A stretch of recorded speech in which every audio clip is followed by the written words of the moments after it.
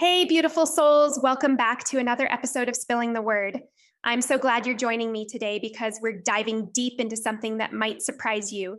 We're on day 23 of our Christmas countdown, and today I want to talk about something that doesn't typically make it onto our holiday decorations or into our festive Instagram posts. We're talking about the cross at Christmas, and trust me, this conversation is going to shift how you see this entire season. Picture this for a moment. You're walking through Target or scrolling through Pinterest, looking at all those perfect Christmas displays.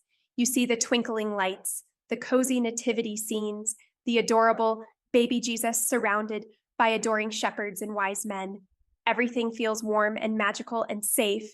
But here's what we often miss in all that beauty. That precious baby was born with a purpose that would lead him to the most brutal death imaginable. Philippians chapter 2, verse 8 tells us something profound about Jesus. It says he humbled himself in obedience to God and died a criminal's death on a cross. Now pause right there with me. This isn't some distant theological concept we're talking about.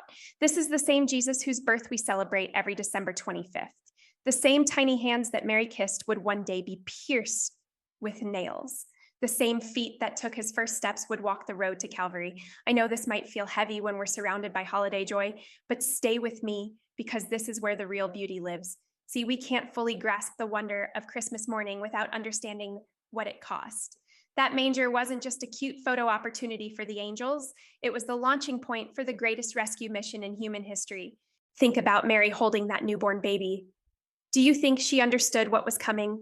The sleepless nights, the feeding schedules, teaching him to walk and talk, all the normal mom stuff, but also watching him grow into his calling, knowing that loving him meant eventually releasing him to die for people who didn't even want him.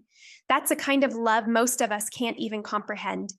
Throughout history, many believers have connected these two pieces of wood, the wood of the manger and the wood of the cross. Both represent the same thing, God's willingness to meet us in our mess. The manger shows us God coming down to our level, literally becoming human, experiencing everything we experience.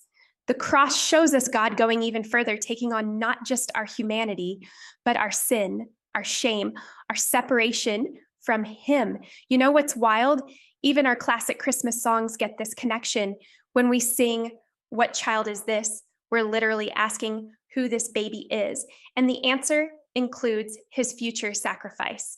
The song doesn't stop at the cute baby phase. It acknowledges that this child will suffer and die for us. That's some serious depth hiding in our holiday playlist.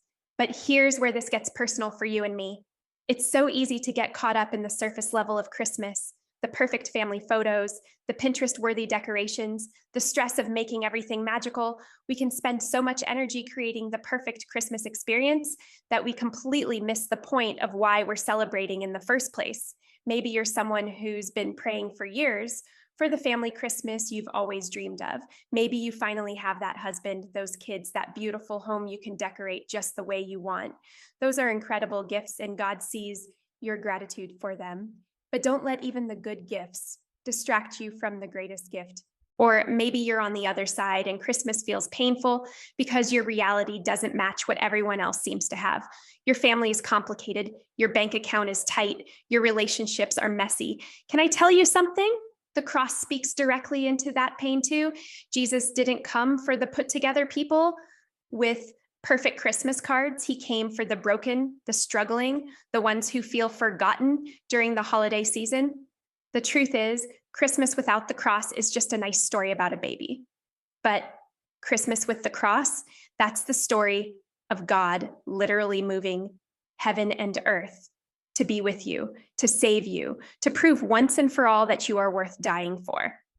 That manger scene isn't complete without understanding where that story leads. When you look at that nativity set this year, I want you to remember something.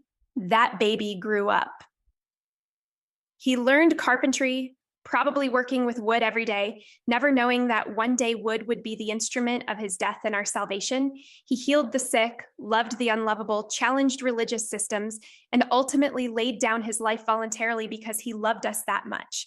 This is why we can have real joy during Christmas, not just the fake happiness that depends on everything going perfectly. Our joy is rooted in the fact that God didn't just visit us, He rescued us. The manger points forward to empty tomb, and that changes everything about how we celebrate. So as we wrap up today, here's a prayer for today. Lord, thank you that the manger points to the cross. Help me never forget the depth of your love and the sacrifice you made for me. I'll leave you with this thought. Let your Christmas worship point beyond the manger to the cross and beyond the cross to the resurrection. Jesus came not just to be born, but to die and rise again so you could have eternal life.